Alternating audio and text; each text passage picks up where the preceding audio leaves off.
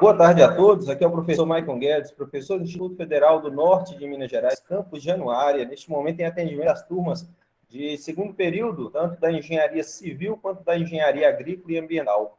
No fórum de hoje, nós estaremos gravando, então, a resolução do exercício de fixação da semana 7, bem como, né, tirar a dúvida dos alunos com relação a este conteúdo. Aqui estão presentes os alunos Marcos Ribeiro, Marco Augusto, Luiz Felipe e Eveline.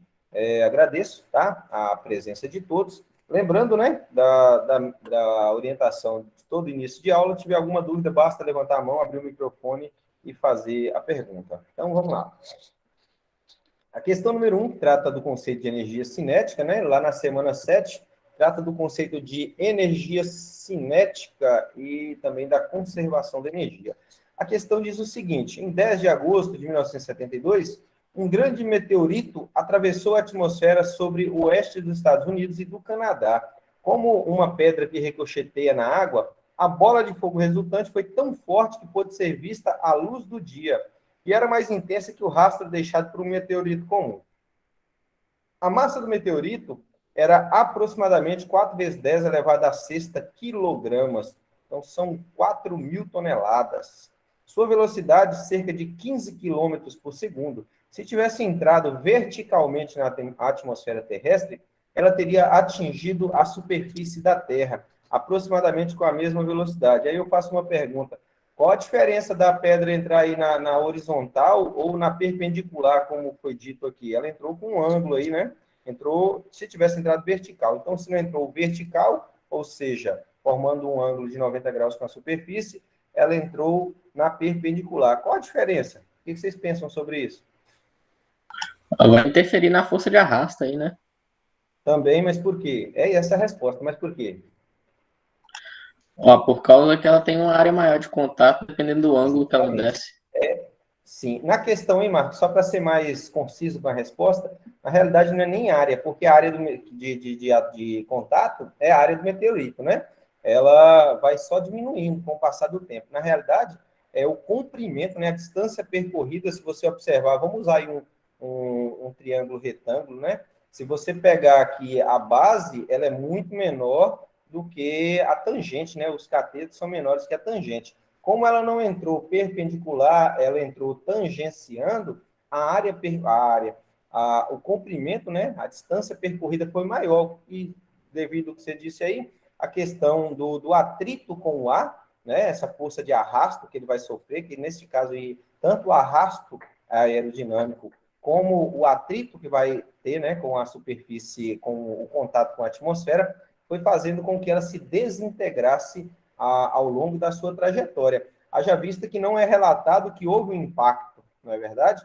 Se fosse na perpendicular, sim, porque o comprimento, a área percorrida seria bem menor. Então, vamos lá. Letra A diz o seguinte: calcule a perda de energia do meteorito em joules, que estaria associada ao impacto vertical. Expresse a energia como um múltiplo da energia explosiva de 1 megaton de TNT, né? TNT, esqueci qual é o significado. Nitro, alguma coisa. Que é 4,2 vezes 10 elevado a 15ª joules. E letra C, a energia associada à explosão da bomba atômica de Hiroshima, que foi equivalente a 3 quilotons de TNT. A quantas bombas de Hiroshima o impacto do meteorito seria equivalente?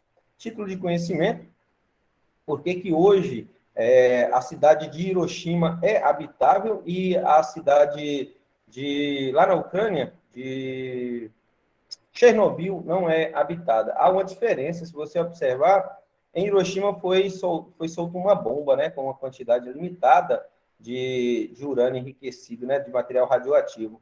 Porém, a diferença é que lá na Ucrânia, o que ocorreu foi o seguinte: eles iam fazer um teste, né, lá no reator, desligaram todas as fontes de alimentação e foram fazer esse teste.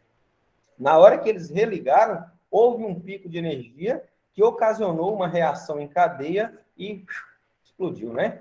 E aí quem estava lá já viu, não precisa nem falar o que aconteceu. E até hoje, a cidade acabei de falar o nome, fugiu. Na Ucrânia, Chernobyl, a cidade de Chernobyl virou uma cidade fantasma, enquanto a cidade de Hiroshima já é habitável. Pode espirrar? Então, vamos lá. Vamos voltar aqui. Desculpa, vamos lá. Então, vamos lá. A questão A está pedindo para calcular a velocidade, né? Então, isso é uma questão de aplicação da fórmula da energia cinética. Então, se a gente tem a quantidade de energia, tem a massa do meteorito, a gente consegue encontrar essa variável. Além disso, é uma questão que existe uma certa interpretação. Aqui, quando se fala do impacto vertical, devemos considerar quando o meteorito bate, né, se choca contra a superfície da Terra. Ela bate e para, ou seja, levando em consideração que nós estudamos na aula anterior, né, no capítulo 9, a questão da colisão, se ela colidiu e não ricocheteou, houve uma colisão perfeitamente ou não. Com a colisão inelástica, né? Não foi perfeitamente elástica, ela não ricocheteou, ela foi inelástica. Assim, considerada a energia cinética após a suposta inclinação com a superfície da Terra, deve ser nula. Portanto, para calcular a energia cinética associada ao impacto vertical, usamos o teorema, né, da energia cinética. Na realidade, aqui a variação da energia cinética vai ser a energia final e menos a energia inicial. E aí agora basta apenas a gente fazer as substituições, né? A variação da energia, né, vai ter que ser igual a zero, menos, né? Esse KF aqui é a energia final. Por que ela é zero? Porque como houve um impacto, toda a energia ela foi transferida para o solo e convertida aí, né, temperatura, principalmente temperatura, e também energia sonora. E a energia inicial está aqui, ó. Nós temos 4 vezes 10 elevado à sexta, que multiplica 15 vezes 10 elevado à terceira. Tudo isso dividido por 2, né? Então, o que é isso aqui? Nós temos aqui energia cinética, massa do meteorito, e a velocidade, isso elevado ao quadrado. Quando você fizer estes cálculos, você vai encontrar um resultado negativo. Por que negativo? Independente do valor que deu.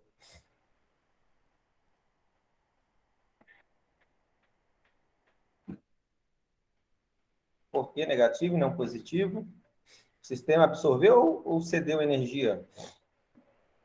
Liberou energia aí, né? Na Liberou explosão. energia.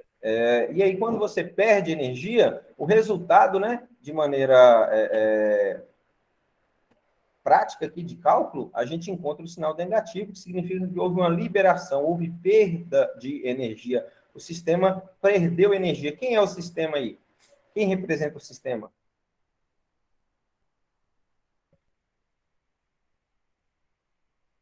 Pense aí nos dois corpos, quais são? A Terra e o meteorito. Este é o sistema. Tudo que estiver fora desses dois é considerado agente externo, tá? Então, essa energia foi liberada para o agente externo, para o meio externo, na realidade. Não é agente externo, é o meio externo. Então, quando há o choque, a colisão do meteorito com o planeta, há uma liberação de energia para o meio externo. Se há uma liberação de energia para o meio externo, eu posso dizer que esse é um sistema fechado ou isolado?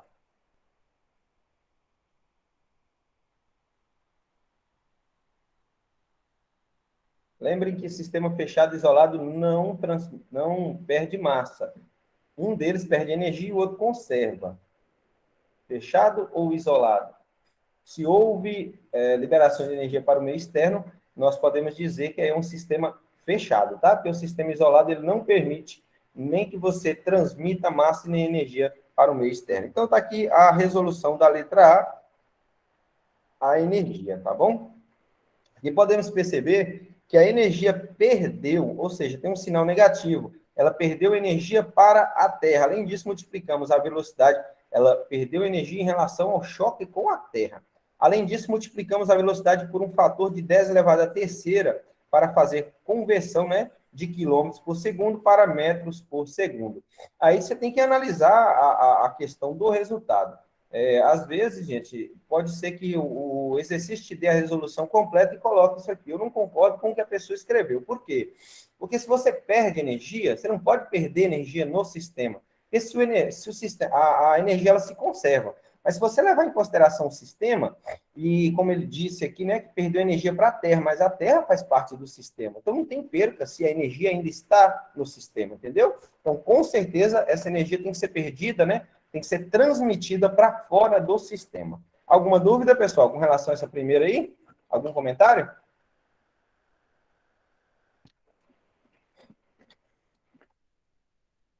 Pessoal, Peraí, vocês estão aí? professor. Fica tudo Então, o quietinho. sistema. Fala, Sebastião, Professor, boa tarde. boa tarde. O sistema, então, é isolado, no caso. Não perde nem. Deixa só um minutinho aqui, Sebastião. Deixa eu ver se o microfone vai funcionar agora, porque o áudio desse Professor, notebook tá ele é cortando muito baixo. Eu podia até ter pego o outro. Oi. um pouco. Oi. Fala de novo para mim, por Ah, favor. eu ia perguntar, então, o sistema, no caso, é isolado.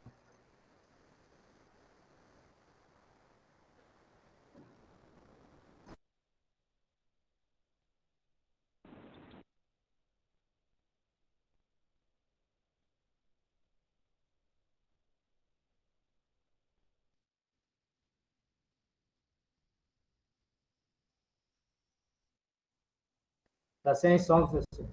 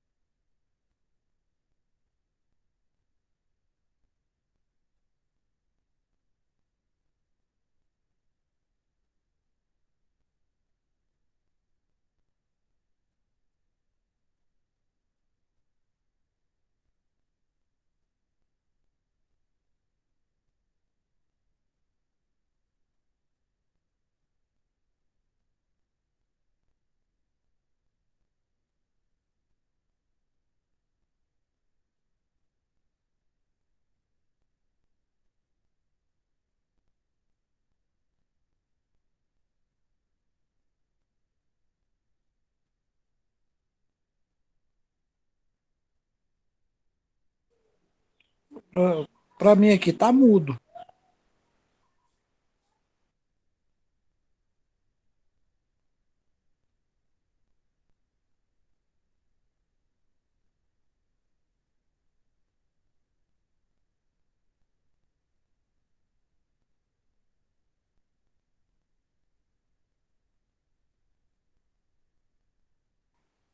Continua mudo.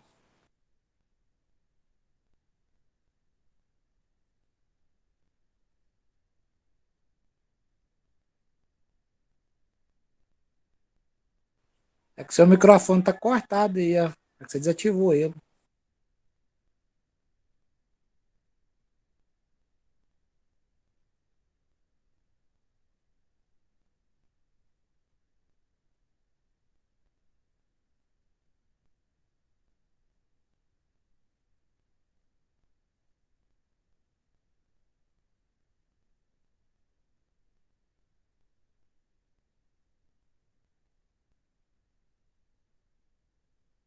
Só um minuto, pessoal. Estou reiniciando aqui.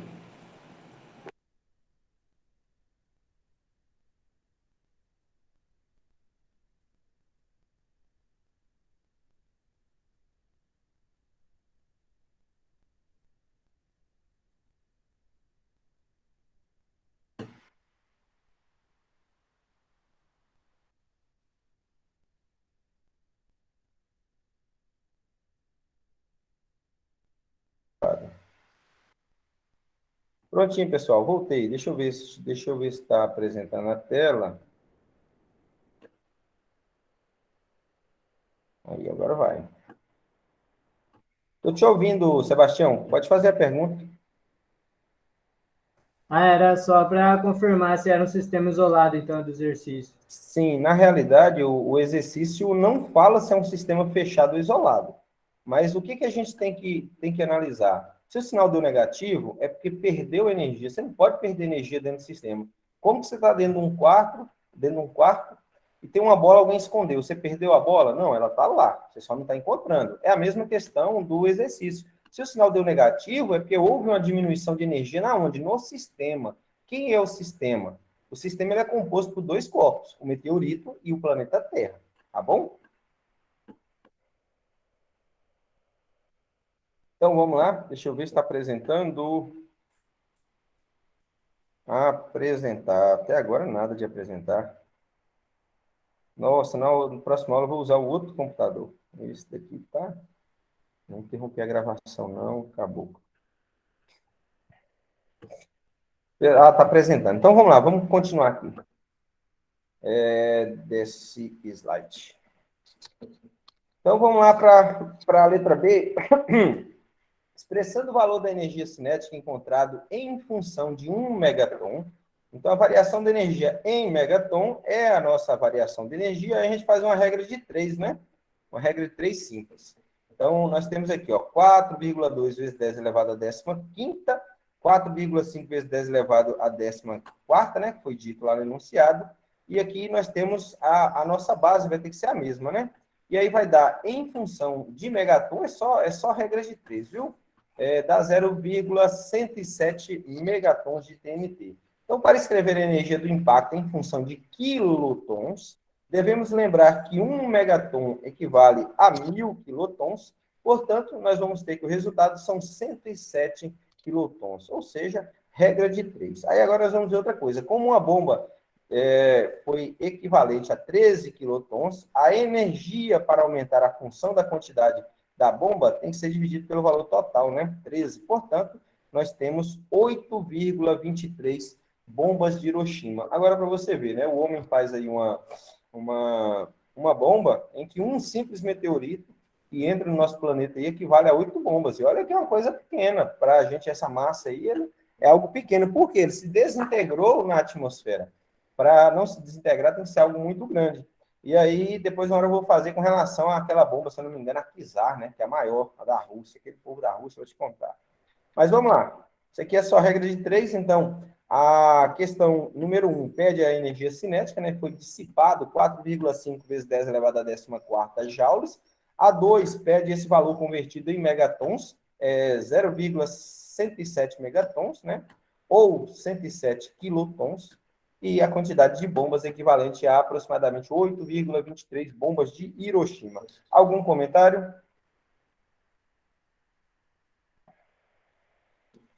Vamos para a questão 2, então. Questão 2 fala sobre trabalho e energia cinética. Diz o seguinte, a única força que age sobre uma lata de 2 kg que está se movendo em um plano XY, ou seja, o plano cartesiano, tem um módulo de 5 newtons. Inicialmente, a lata tem uma velocidade de 4 metros por segundo no sentido positivo do eixo. Olha aí, gente. Tem que ter orientação da trajetória, tá bom? Ou escrito ou representado. Diz o seguinte, a velocidade, em um instante posterior, a velocidade passa para 6 metros por segundo. De 4 para 6, houve uma aceleração. Portanto, né, nós temos aí, aliás, de 4 para 6 metros por segundo, houve um aumento na velocidade. Quem causou isso? A aceleração. Portanto, nós estamos tratando aqui de segunda lei de Newton, né? Força, massa vezes aceleração. Qual é o trabalho realizado sobre a lata pela força de 5 newtons nesse intervalo de tempo? Então, de acordo com o teorema do trabalho da energia cinética, nós temos que o trabalho é igual à variação da energia cinética. Sendo assim, a energia cinética final é massa velocidade ao quadrado sobre 2, menos a energia cinética inicial, massa velocidade inicial ao quadrado sobre 2. Nós fazendo né, aqui a substituição, nós vamos ter que meio já é da equação, a massa 2 kg, a velocidade final é 6 elevado ao quadrado, menos a velocidade inicial, que é 4 elevado ao quadrado. 6 ao quadrado dá 36, menos 4 ao quadrado, né, vai dar 16, então vai dar 20. 20 vezes 2 dá 40, 40 dividido por meio vai dar 20 joules. Então, essa daqui é a resolução. Tranquilo, né? Alguém quer fazer algum comentário? Às vezes, gente, parece que, como eu sempre falo para vocês, muitas vezes a gente vê um exercíciozinho simples, a gente quer resolver só os difíceis. Mas ninguém começa construindo a casa pelo telhado, né? A gente começa pela base. Então, a gente tem que pegar questões que dê base para a gente poder resolver coisas maiores. Mas é aquele caso que eu sempre digo para vocês também. Não paute o seu conhecimento em resolver atividades, em sim em absorver conhecimento, não é verdade? Então, vamos lá. Note que o resultado não depende das assinaturas, olha, das velocidades final e inicial. Então, o trabalho realizado é de 20 joules positivos. O que significa 20 joules positivo em detrimento a 20 joules negativo? O que significa esse resultado? Vamos lá, não tem medo de errar, não.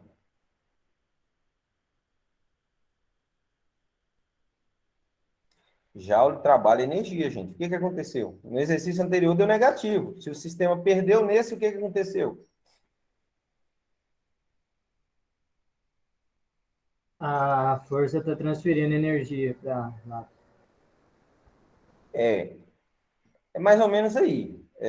Há uma transferência de energia, mas não por meio da força, por meio do trabalho. Na última aula, foi umas 2 aulas atrás, não sei se foi você ou foi o Marcos que me perguntou da relação da força com o trabalho. Tem essa ligação intrínseca, mas ela não é, a gente não pode colocá-las como sendo a mesma coisa. A força vai sim causar trabalho. O trabalho vai transferir energia. E essa energia foi convertida, esse trabalho foi convertido em energia cinética. Por quê? Nós sabemos que energia cinética, massa, velocidade ao quadrado sobre 2. Então, a força aplicada gerou, né, nesse caso, o trabalho que foi convertido em energia cinética. A gente sabe disso por quê? Porque a velocidade era 4 metros por segundo e aumentou para 6 metros por segundo. Para que isso ocorra, é necessário ter um implemento de mais energia, não é verdade?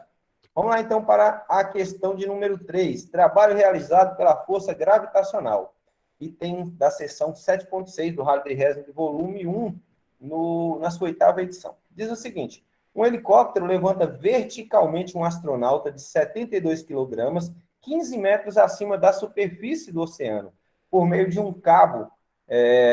A aceleração do astronauta é G dividido por 10, é a décima parte da gravidade. Qual é o trabalho realizado sobre o astronauta? Letra A, pela força do helicóptero. Qual é o trabalho realizado sobre o astronauta? Letra A, pela força do helicóptero, e B, pela força gravitacional. Imediatamente antes de o astronauta chegar ao helicóptero. Quais são? Letra C, sua energia cinética, e D, sua velocidade. Então, vamos lá para a primeira, que pede a força do helicóptero. Então, vamos lá. A primeira coisa que temos que fazer é definir as condições iniciais do problema. Vamos chamar F a força pelo cabo, né, sobre o astronauta, que é a tração, nós já estudamos isso. A força do cabo é para cima. E a força da gravidade, mg, é dirigida para baixo. Na realidade, não é para baixo, né? Nós já falamos sobre isso. Ela é dirigida para o centro do planeta. Ou seja, nós podemos dizer que elas são forças... a palavra não é centrípeta. Fugiu a palavra. As forças são direcionadas para o centro do planeta. Ainda sabemos que a do astronauta é G dividido por 10 para cima. Aplicando a segunda lei de Newton, nós vamos ter aqui. Isso daqui, gente, a primeira parte, ó, força é massa vezes aceleração. Só que quando a gente faz o diagrama do corpo livre, como eu sempre falo para vocês, o que a gente vai ter de força atuando aí? Nós vamos ter a tensão no cabo, né? E vamos ter a gravitacional. Como a orientação da força é no sentido da trajetória, ela vai ser positiva. Essa daqui é a força de tração, menos a força gravitacional, que é orientada no sentido contrário, tá? Orientada para baixo. Que é igual a massa vezes a aceleração. Fazendo aí a mudança, né? Porque o que ele quer? Ele pede a força do helicóptero. Quem é a força do helicóptero? É a que está puxando para cima, ou seja, é a força de tração. Então, certo seria a gente colocar um FT aqui, né? Força de tração. Que é igual a massa, tá? A massa que a gente vai pôr em evidência, porque ela não muda, vezes a gravidade mais a aceleração. Portanto, se a gente pegar lá que o valor da gravidade é 1 sobre 10, a gente basta, né, substituir, colocar essa aceleração aqui como 1, né? Cadê? 1. Vai ficar 11 sobre 10, a aceleração que é da gravidade, gente. 11 sobre 10 mg. Como a força do cabo F e o deslocamento D, olha aí, ó, são paralelos e estão no mesmo sentido, ou seja, θ é igual a 0 e o cosseno é igual a 1, a gente não precisa aplicar, né? Trabalho, força vezes deslocamento vezes o cosseno do ângulo. Então, o resultado que a gente tem aqui é esse, independente deste valor que levou em consideração só a aceleração do astronauta. E aí você pergunta, e a questão da massa? Não tem necessidade. Aqui a gente, se for para você terminar, né? O exercício, ele resolveu parar por aqui.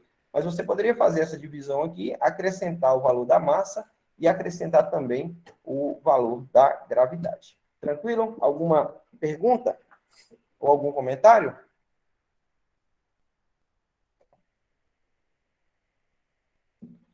Vamos então para a questão 4.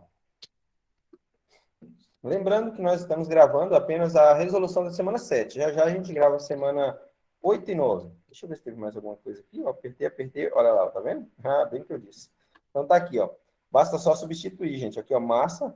Sendo assim, o trabalho realizado pela força é força vezes deslocamento, né? A gente já encontrou aqui o valor da força, que está aqui em cima. Substituímos ele aqui, ó, 11 sobre 10, massa, gravidade e o deslocamento. Então ele colocou aqui, ó, massa 72, deslocamento 15. E tem também aqui o valor da gravidade. Teve uma aluna que entrou em contato comigo hoje, ela participou da outra aula, a gente até falei uma brincadeira com ela, mas eu não lembro o nome. Eu até falei com ela, falou que o resultado estava dando diferente. Eu falei, ó, você já percebeu que no livro, algumas vezes ele usa 10, outras vezes ele usa 9,8, outras vezes ele usa 9,83. Se o enunciado não deu nada, normalmente eu usaria 9,83, que é o valor exato, né? Porque se você vai por aproximação, você não está sendo correto. Então, sempre procure fazer isso. Então, o resultado aqui, gente, já deu positivo 1,2 vezes 10 elevado à quarta joules. Por quê? Porque o helicóptero está fornecendo energia para o próprio sistema, né? Está realizando trabalho sobre o sistema. Então, quando você realiza trabalho sobre o sistema, há um ganho de energia, tá bom? E aí, o que ocorre? Vamos colocar aqui, você fala, professor, mas de onde é que surgiu essa energia aí? Aí você tem que pensar o seguinte, nós temos uma energia potencial química dentro dos tanques do helicóptero, não é? Então, essa energia potencial química vai ser transformada em energia potencial do sistema, e quando esse helicóptero começar a subir, ele vai converter essa energia, né, esse trabalho em energia para outra parte do sistema, que agora é composto não somente pelo helicóptero, mas helicóptero, cabo de tração e aqui fala pelo astronauta, tá bom? Então, o resultado aí, por isso que deu positivo, e por isso que é muito importante fazer a interpretação, gente, a análise da resolução. Vamos, então, para a letra B. Nossa, mas ficou desconfigurado aqui, hein? Até umas horas. Animações, aparecer, animações, aparecer, e animações, aparecer. Então, vamos lá agora visualizar. Tudo ok. Vamos voltar à apresentação. Então, vamos lá. Lá diz o seguinte, nós sabemos que a força da gravidade e o deslocamento são paralelos, a gente viu isso na questão anterior, ou seja, são opostos. Eles são paralelos, mas são opostos. A gravidade puxa para baixo, enquanto a tração do fio está puxando para cima. Em quem que a tração está puxando para cima? Pergunta bem básica. A tração está puxando para 2 pontos aí, ela está sendo aplicada em 2 pontos. Deixa eu ver se... Não baixou, não. Olha a canetinha como é que ficou. Mas não funcionou, vou ter que resolver isso amanhã. E aí, aonde que essa força tá orientada para cima? No helicóptero ou no astronauta? Astronauta. No astronauta, justamente. Essa, gente, fica parecendo coisa simples, às vezes para uns ou para a grande maioria seja simples, mas às vezes tem pessoas, né, que têm um pouco de dificuldade de interpretação, até por conta de que eu estou postando esses vídeos e colocando eles lá no YouTube. Então, a gente tem muita gente que vai assistir, né? Então, vamos lá. Então, se eles são opostos, né, eles vão formar um ângulo de 180, portanto, cosseno da menos 1. Então, sendo assim, o trabalho é dado por menos F vezes D. Então, menos mgd, massa, gravidade e deslocamento. Então, fazendo a substituição, 72 é a massa do astronauta, 9,8 é a gravidade, 15 é o deslocamento. Vamos lá. Então, o resultado aqui dá menos 1,1 joule. Eu quero voltar aqui, eu só quero saber qual foi a pergunta da letra B. Deixa eu ver qual é, onde é que a gente está aqui. Aqui, não é essa. Deixa eu pegar aqui, questão 3. Então, a B pede a força gravitacional. E aí, gente, condiz o resultado? Olha aqui, ó. O resultado deu negativo. Por que o resultado deu negativo?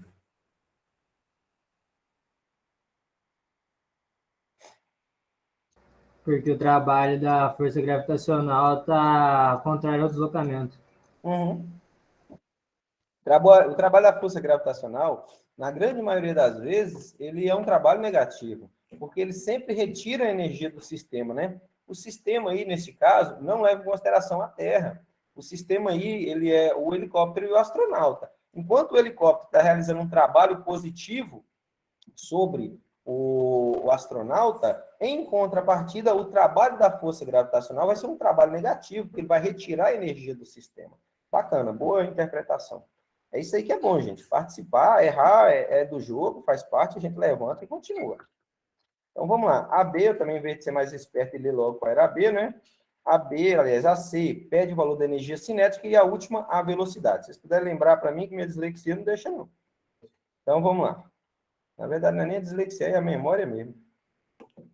Então, a energia cinética. Então, a primeira coisa, se a gente vai calcular a energia cinética, a gente tem que calcular a energia do sistema. Então, quem é a energia sistema? É o trabalho, então, realizado por F, né, que é o trabalho da tração e da gravidade.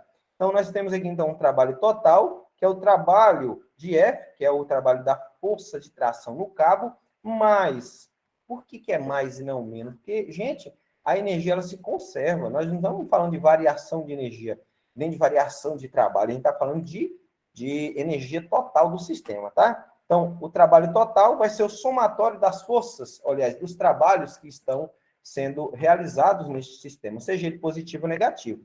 Então, o trabalho da tração é positivo, 1,164 vezes 10 à quarta, menos o trabalho da força gravitacional, que é 1,058 vezes 10 à quarta. Portanto, nós temos um trabalho de aproximadamente 1,1 vezes 10 à terceira Joule.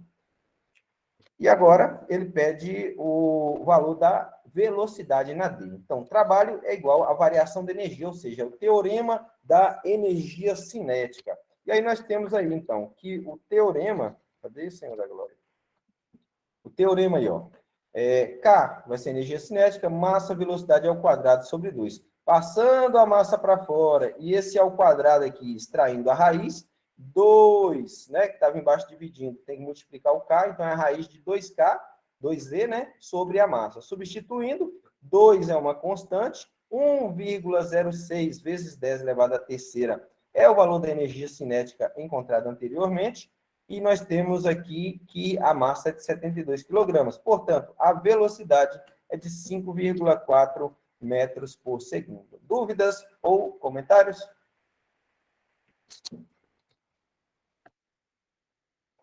Tranquilo? Vamos então para a questão de número 4. Diz o seguinte: trabalho realizado por uma força elástica. Diz assim: uma mola e um bloco são montados na figura 7.11.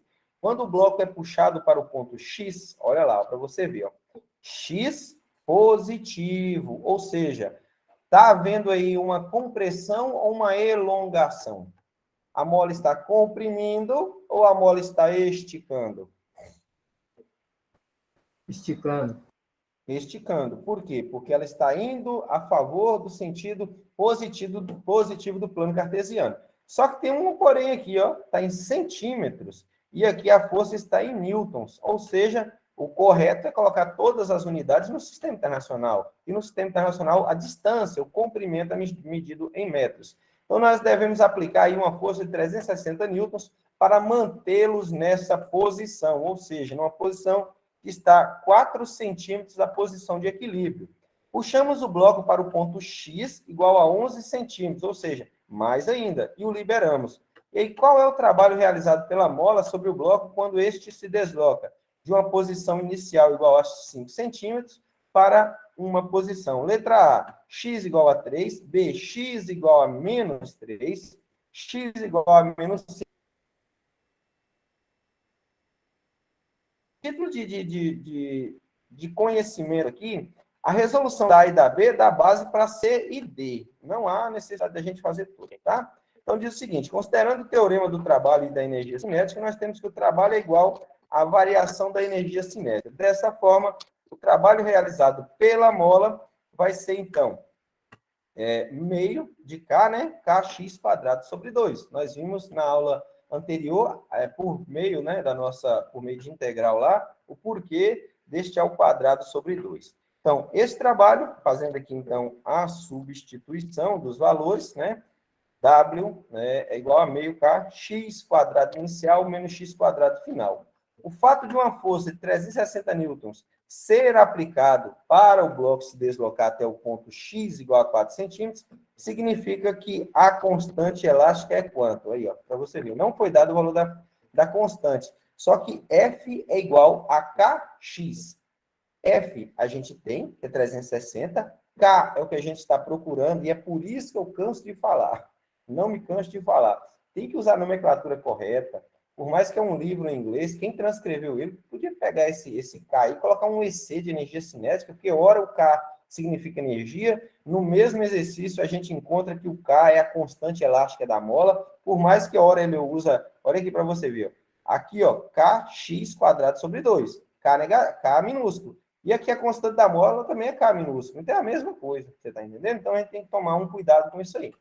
Então tá aqui, ó, se você tem o valor da força e tem também o valor da elongação, né, da distensão da mola, obviamente tem que ser transformado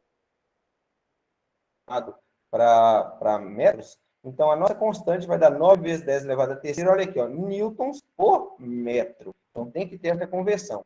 Agora, a gente tem que ver o seguinte, o bloco é deslocado de xi, 5 positivo, para x, 3 positivo. Final menos o inicial. Então, o trabalho vai ser meio, né? Meio de kx quadrado, tá aqui, ó. K, tá aqui o valor de K, né? Esse K aqui é a constante da mola, que foi encontrado aqui, não é energia cinética. X quadrado final, menos, aliás, x inicial menos o final. Então, observe que foi convertido de centímetro para metro, nas duas situações. Portanto, o trabalho da mola para manter ele nessa situação é de 7,2 joules. De forma análoga no item anterior, quando o bloco é deslocado de xi5 para x igual a menos 3 centímetros, a única coisa que vai haver, observe que aqui, ó, a posição final era positiva, agora a posição final ela é negativa. Então, o resultado aqui, 7,2. Este resultado de cima aqui, gente, teria que dar negativo, e o de baixo, positivo, pela conjuntura. Acho que quem fez esqueceu desse sinalzinho negativo aqui, ó, porque não tem como ele sumir. Você não pode pegar uma varinha de condão e falar, não, ele sumiu, desapareceu. Não existe isso, né? Então, em um resultado, ele forneceu energia para o sistema, trabalho positivo. Em outro, ele absorveu a energia do sistema, trabalho negativo. Então, pensem nisso. Não há liberação de energia. Ou ele fornece, né, ou ele recebe dentro do próprio sistema. Isso vai ficar bem mais explicitado quando vocês estiverem fazendo a Geral 2 e Física 2, em que vocês vão ver oscilações, fluidos e termodinâmica. Mas a base é a mesma. Vocês só vão enxergar com mais prática, com mais facilidade, quando vocês estiverem estudando os sistemas termodinâmicos. Algum comentário com relação ao exercício? Vamos para a próxima. Tem muito exercício para a gente corrigir hoje, né? Só de 3 semanas. Só que é o caso, né, gente? A questão não é só encontrar o resultado. É que eu gosto mesmo quando a gente discute, porque aí eu consigo observar, né, aparar as arestas com relação ao conhecimento de vocês e ajudar. Fica mais fácil, tá? E aí eu vou pular essa outra parte aqui, que são aqueles 2 resultados, mas vou deixar na tela aí, para quem quiser dar um print, ó, não precisa nem dar print, né? É só parar aí e analisar, tranquilo. Então, vamos lá. Questão 5 diz o seguinte, trabalho realizado por uma força variável genérica. Lembrando, se a força é variável, o trabalho é numericamente igual à área. Normalmente, a gente passa áreas conhecidas, né? Igual você pega aqui, essa primeira parte aqui, ó. O que você ia fazer com isso aqui? Você calcula primeiro esse triângulo retângulo, depois você calcula aqui um quadrado, depois outro triângulo retângulo aqui embaixo. Você pode ir decompondo, fatiando área por área. O que é o cálculo? O que é integral? É você pegar uma curva e fatiar ela, fatia em 10 pedaços. Vai sobrar um pedacinho, um faltar no outro. Depois você fatia em 100, fatia em 1000. E aí você vai fatiar até a iésima parte. Ou seja, vai chegar um ponto que praticamente as divisões que você faz se transforma, entre aspas, né, em uma reta, ao ponto de cada pontinho na curva que falta, o mínimo pontinho que falta em um, vai chegar ao outro. Isso é o processo do cálculo da integração, tá? Então, a figura 7.41 Mostra a aceleração de uma partícula de 2 kg sob a ação de uma força FA que desloca a partícula ao longo do eixo X. Ou seja, já temos uma orientação da trajetória aí, né? A partir do repouso, de x0 a x9 metros. Aqui está a orientação da trajetória. Ele está na horizontal, em qual sentido? Para a direita, para o lado positivo. Porque se você pegar o plano cartesiano de 0 a 9, você está indo para a direita. Tem como você ir para a esquerda de 0 a 9, né? Então, qual é a orientação? Na horizontal, no sentido positivo do plano cartesiano. A escala vertical do gráfico é definida por AS igual a 6 metros por segundo ao quadrado. Isso aqui é a aceleração. Qual é? Olha aqui, ó. Isso aqui é a aceleração. Observe aqui, ó. Lembra que eu falei? A primeira coisa, analisar o gráfico. Nas abscissas, nós temos aqui a aceleração em metros por segundo ao quadrado e nas ordenadas nós temos x, né? Distância e comprimento em metros. Isso é muito importante. E aí diz, qual o trabalho realizado pela força sobre a partícula? Até é a mesma questão, é muita repetição, é bom para vocês aprenderem, mas é maçante. Qual é o trabalho realizado pela força sobre a partícula? Até a partícula, redundância, até a partícula atingir o ponto A igual a x, 4 metros, B, x, 7 metros, C, x, 9 metros. É chover numa olhada 3 vezes, né? Você só chover uma vez. E depois, quais são o módulo e o sentido? Quais são os módulos e o sentido da velocidade da partícula? Ah, não, é o módulo, é uma só. Quando ela atingir o ponto D, de novo, 4, 7 e 9. Vamos fazer um teatro, tá? Os demais são iguais, a gente só muda os números. É porque eu copiei a atividade na sua integralidade, tá bom? Então, antes de mais nada, nós devemos lembrar que o trabalho é a relação da força em função do deslocamento. Então, para encontrarmos o trabalho, quando temos um gráfico, basta calcular a área abaixo da curva. Precisa ser um gráfico da força pelo deslocamento. Contudo, temos aqui um gráfico da aceleração vezes o deslocamento. Portanto, o que a gente usa? Segundo a lei de Newton. Força é massa vezes a aceleração. Então, precisaremos, então, multiplicar a massa, né, que temos pela força. Olha aqui, gente, o gráfico tem que ser da aceleração, né? Aliás, o gráfico força vezes deslocamento, mas a gente tem aceleração. Então, como que a gente faz isso aí? A gente encontra essa danada dessa força. Então, tá lá. Ou seja, basta calcular a área do gráfico correspondente ao deslocamento, transformando a aceleração em força. Olha aí como é que a gente faz. Força é massa vezes aceleração. Portanto, 12 newton. Ou seja, a escala vertical do nosso gráfico ela é dada como 12 newton. Só para mostrar para vocês o que é isso, se é que ficou alguma dúvida. Essa parte aqui do gráfico aqui, que nós encontramos aqui como sendo a aceleração, nós temos que este valor aqui em força, né, convertido para força, ele equivale a 12 newtons. Então, eu observar isso aqui, ó, observe o gráfico crescendo, né? Se cada quadradinho desse aqui, observe desse ponto até esse ponto dá 2, o que eu tenho que entender? Que cada lado desse quadrado, ele vale 1. Então, eu posso dizer que no ponto máximo aqui da aceleração, é uma aceleração de 3 metros por segundo ao quadrado, que corresponde, para a grandeza força, a 12 newtons. Bacana, né? Gostei desse exercício. Muito inteligente o cara que criou ele.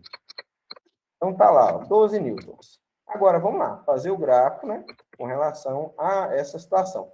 Então, para acharmos o trabalho realizado pela força de 0 até 4 metros, basta acharmos a área abaixo do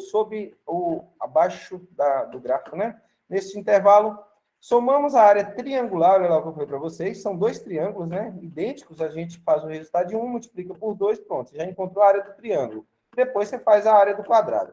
Então, está lá, x igual a 0 e x igual a 1. Se você olhar a base do triângulo é 1 e a sua...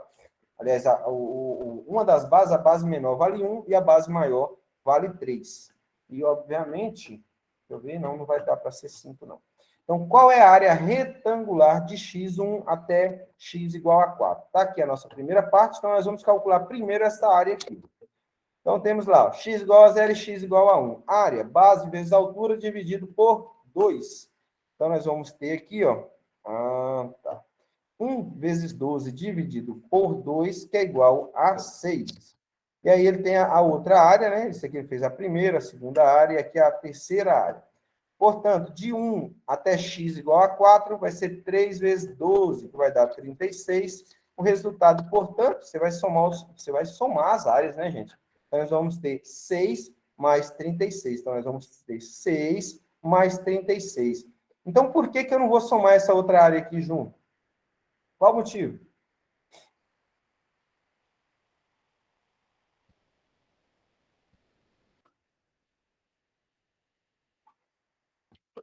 Olha o gráfico, olha a força, olha a aceleração. Aceleração constante, subindo, né? Significa que está ganhando força. Né? Aqui é uma força variável. E neste ponto aqui, ó, uma força constante.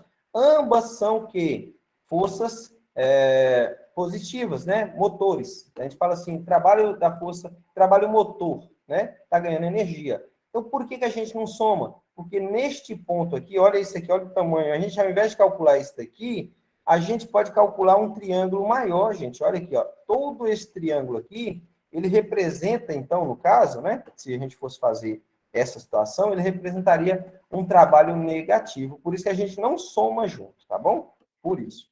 Então, tá lá. O trabalho dessa primeira área aqui vai ser, então, de 42 joules, que é 6 joules dessa área em rosa, mais 36 dessa área em verde. Então, vamos lá, continuando o cálculo aí. Utilizaremos um raciocínio análogo, ou seja, parecido, ao do anterior. Obtemos o trabalho realizado pela força de 0 até 7 metros. Então, de 0 até 7 metros. Porque foi o que o exercício pediu, né? E aí eu diz o seguinte, somando as áreas de x0 igual a 7 e considerando as áreas abaixo, ou seja, a gente tem que calcular essa positiva, a gente já sabe que isso aqui vale quanto? Isso aqui vale 36, aliás, 42, tudo. Esta área aqui, ela é negativa. Então, 6 positivo com 6 negativo tem que dar 0, né? Agora, nós vamos ver o resultado aqui. Como que vai ficar? Observe que esta área aqui de cima, gente, é bem menor, né, do que a área de baixo. Ou seja, essa aqui corresponde, vamos supor que a 3 é essa 2. Então, são 3 meios, né? Então, vamos lá. Continuando, a gente faz o mesmo cálculo de novo. Lembrando que é de x igual a 5, né? X igual a 4 metros e x igual a 5 metros. Portanto, olha aqui, ó, de 4 a 5, de 4 a 5. Então, nós vamos ter 1 vezes 12 dividido por 2, que vai dar 6. Olha aqui. Portanto, tá aí, ó. Nós temos uma área aqui em cima positiva, igual a 6, a gente encontrou isso anteriormente, e a área de baixo igual a menos 6. E a outra área, nós temos aqui, ó. Aliás, o trabalho total, né? 36 mais 6, que está aqui, menos 6, que está aqui, e menos 6, que está aqui. Portanto, até 7, né? Nós vamos ter, então, aí 30 joules de energia. 36 com 6 dá 42, menos 12, nós vamos ter 30 joules. As demais, gente, vai ser a mesma situação, só vai mudar a posição. Então, qual é a intenção do exercício? Eu achei ele muito bacana também, é você ir aprendendo a trabalhar com a força, né, variável. Então, você tem que aprender a pegar cada ponto. Vamos supor, num exercício assim, você tem que analisar o que está acontecendo primeiro. Porque se você for só calcular a área, se você pensar numa situação de não considerar que aqui é uma reta crescente, que ocorre, está crescendo linearmente, e que aqui está decrescendo linearmente, você pode cair no risco, né, de calcular essa área aqui total, e encontrar aqui um valor positivo, né, igual a 48. Porque se você considerar que aqui também é positivo, vai dar 48. Se você calcular a área total aqui, a única coisa que vai influenciar vai ser este ponto aqui, em que o trabalho da força é constante. Aqui ela cresce, aqui ela se mantém constante, e aqui ela decresce. Então, é muito importante fazer a análise do gráfico. Alguma pergunta, gente? Alguma consideração a ser feita em relação a esse exercício? Estão muito caladinhos hoje.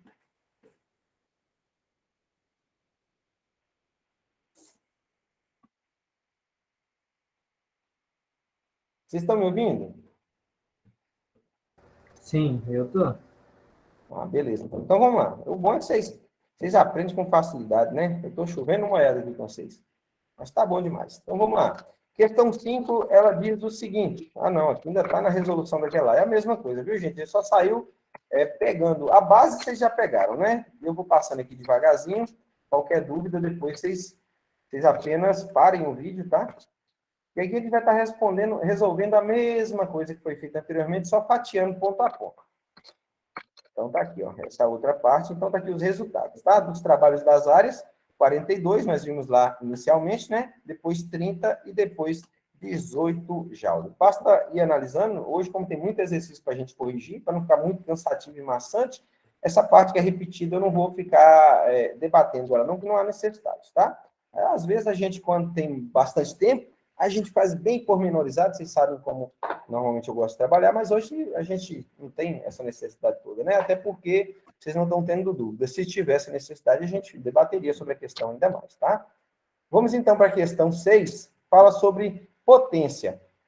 Lembrando que eu falei que ia fazer a questão de potência, só que o mesmo material, igual eu falei para vocês, que ia usar com vocês, eu usei para a turma, né, do médio. O conceito é o mesmo, eu disponibilizei eles lá para vocês, tá? A gravação deste conteúdo de potência. Diz o seguinte, uma força F igual a 3 newtons na direção do vetor unitário I, mais 7 na direção do vetor unitário J, mais 7 na direção do vetor unitário K. Age sobre um objeto de 2 kg, que se move de uma posição inicial DI, né? 3 metros em I, menos 2 em J e mais 5 em K. Para uma posição final, DF igual a menos 5 na direção I, mais 4 na direção J e mais 7 na direção K, em 4 segundos. Então, nós temos aí as coordenadas, né? Nós temos as coordenadas da força, nós temos as coordenadas da distância, e foi dado também o tempo. Ele pede, determine o trabalho realizado pela força sobre o objeto, sobre o objeto no intervalo de 4 segundos. Isso é a letra A. A letra B, a potência média desenvolvida pela força nesse intervalo. Houve variação de força? Sim, porque se ele saiu de um ponto e foi para outro, né? Ninguém sai de um lugar e vai para outro sem que haja a inserção, né? A aplicação de uma força. E aí tem que gerar aceleração, né? O ângulo entre os vetores DI e DF. Então, vamos lá, para a resolução. Lembrando que o trabalho da força é força vezes deslocamento, e aqui nós vamos ter que calcular, então, o nosso trabalho em função das componentes. O trabalho na componente X, o trabalho na componente Y e o trabalho na componente Z. Ou seja, é tridimensional, tá? Então, nós estamos trabalhando aqui com sistemas de partículas, né, em 3 dimensões. Nós já vimos isso, é apenas uma aplicação. Como eu sempre disse, conhecimento é progressivo, a gente vai aprendendo e vai aplicando ele mais à frente. Aí está aquele ponto que eu falo para vocês, que quando você estuda para tirar nota, você vai, estuda, tira, entre aspas, tira a nota, mas lá na frente vai dar ruim, porque você tirou a nota lá atrás, mas não consolidou o conhecimento. Na hora que você precisar aplicar em outra coisa, você vai ter que voltar lá, vai ter que estudar do mesmo jeito. Então, faz a coisa bem feita, faz uma vez só, né? Já que é para aprender, aprenda direito. Então, tá lá, nós vamos ter que é o trabalho de Fx dx, Fy dy, mais Fz dz. Além disso, devemos lembrar que a potência pode ser calculada em função do trabalho. Portanto, o que é potência? Potência é a energia fornecida, né? Fornecida ou cedida por um sistema em função de um determinado tempo. Por isso que a unidade medida de potência é joule por segundo. Tá aí, ó. Em que podemos determinar o ângulo entre dois vetores aplicando a definição do produto escalar e isolando o cosseno entre os ângulos. Então, aí, ó, AB, cosseno de θ, né? Aqui são as posições A e B, cosseno de θ. E aí nós vamos ter AB em relação a X, AB em relação a Y e AB em relação a Z. Tridimensional de novo. Então, nós vamos lá. Se nós estamos procurando o ângulo, então nós vamos ter que encontrar o cosseno entre esses dois, não é verdade? Então, vai ser aqui, ó. AX, BX, mais AY, BY, mais AZ, BZ, sobre AB. E aí, são com essas equações... tá. Então, é isso aí. Nós temos, então, para o que eles pediu primeiro, a equação, tá? Lembrando que no lugar desse trabalho aqui, a gente tem as suas componentes, e para calcular o ângulo entre as duas posições, a gente vai usar essa equação 3. Então, nós temos a equação 1, para calcular o trabalho total, né, das componentes, que vai estar aqui. Depois, aqui a 2, equação 2, a gente calcular a potência, né? A potência média. E também o ângulo entre essas duas posições. Então, primeiro, para determinar o trabalho que a força realizou em 4 segundos, devemos determinar o deslocamento total. Para tanto, devemos calcular a variação do vetor posição. Então, foi dado as componentes para a gente, né? As componentes x, y e z, i, j, k, né? Vetores unitários i e j, k, para a posição final e também a posição inicial. Está aqui, ó, menos 5i, mais 4j, mais 7k, isso relacionado à posição, né, as componentes da posição final, menos 3i, menos 2j, mais 5k da posição inicial. Então, nós temos aqui, ó, menos 5i, menos 3i, vai dar menos 8i, mais 4j, menos, olha aqui, ó, menos vezes menos dá mais. Então, mais 4 com mais 2, aqui vai dar mais 6j. Aqui, 7k menos 5k, 7 menos 5. Portanto, com relação às posições, né? Com relação às componentes, nós temos aqui, então, menos 8i, mais 6j, mais 2k. Tudo isso em metros. Então, vamos lá. Com o deslocamento total em mãos, que a gente estava precisando dele aqui, né? Das suas componentes, nós vamos aplicar, então, a equação do trabalho. Então, trabalho é força vezes deslocamento. A força foi dada para a gente, que ela tem uma intensidade 3 na direção I, uma intensidade 7 na direção J, uma intensidade 7 também na direção K, vezes o deslocamento, que tem 8, né, um módulo de menos 8 na direção I, um módulo de 6 na direção J e um módulo de 2 na direção K. Portanto, a gente pega, então, 3, né, vezes menos 8, mais 7 vezes mais 6 e mais 7 vezes 2. Portanto, o trabalho aí vai ser menos 24, mais 42, mais 14. Portanto, o trabalho total aí, né, esse trabalho da força, é de 32 joules. E o exercício pede para a gente calcular a potência média. A equação da potência média é o trabalho em função do tempo. O trabalho desta força foi de 32 joules. O tempo em que ela foi aplicada, lembra lá do teorema do impulso? O tempo que essa força foi aplicada, dá para calcular o impulso? Dava. Então, 32 dividido por 4 é igual a 8 watts. Esta é a potência média. Mas ele pediu também o ângulo formado, né, entre essas duas posições. Pode ser, deixa eu ver se eu encontro a câmera aqui direitinho. Pronto.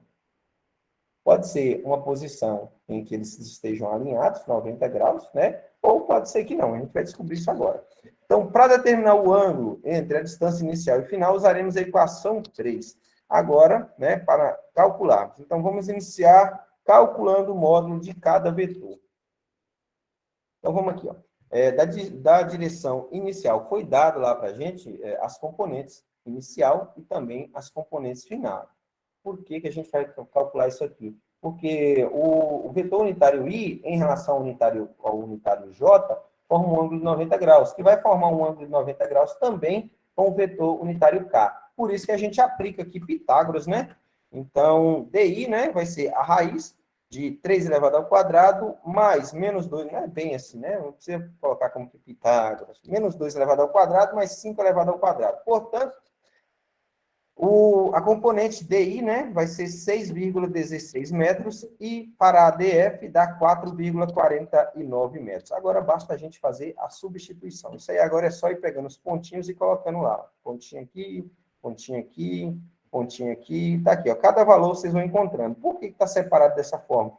Porque você tem que olhar que os valores, né, com relação às posições, né, I, J, K, aí a gente vai mudando de lugar. Portanto, o cosseno aqui deu um cosseno de 0,250, utilizando lá ou a tabelinha ou a calculadora científica, nós vamos encontrar que as posições entre si divergem em um ângulo de 78,2 graus, formam entre si um ângulo de 72 graus. Um pouco compridinha a questão, peraí, mas a título de aprendizado ela serve bastante. Alguém quer fazer algum comentário, gente? Alguma pergunta?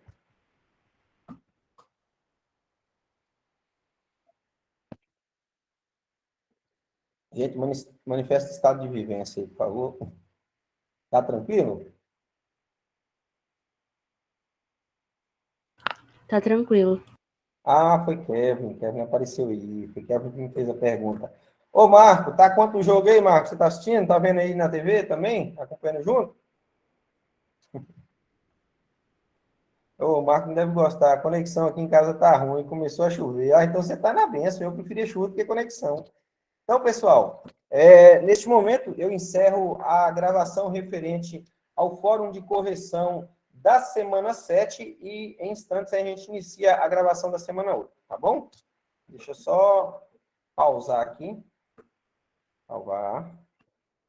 Para a gente fazer separadinho, fatiadinho, para ficar bacana. Só um minuto.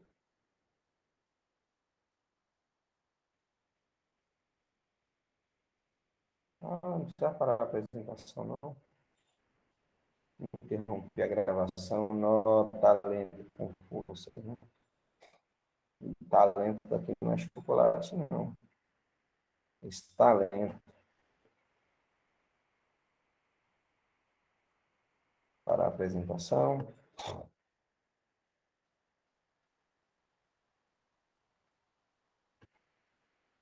Pronto.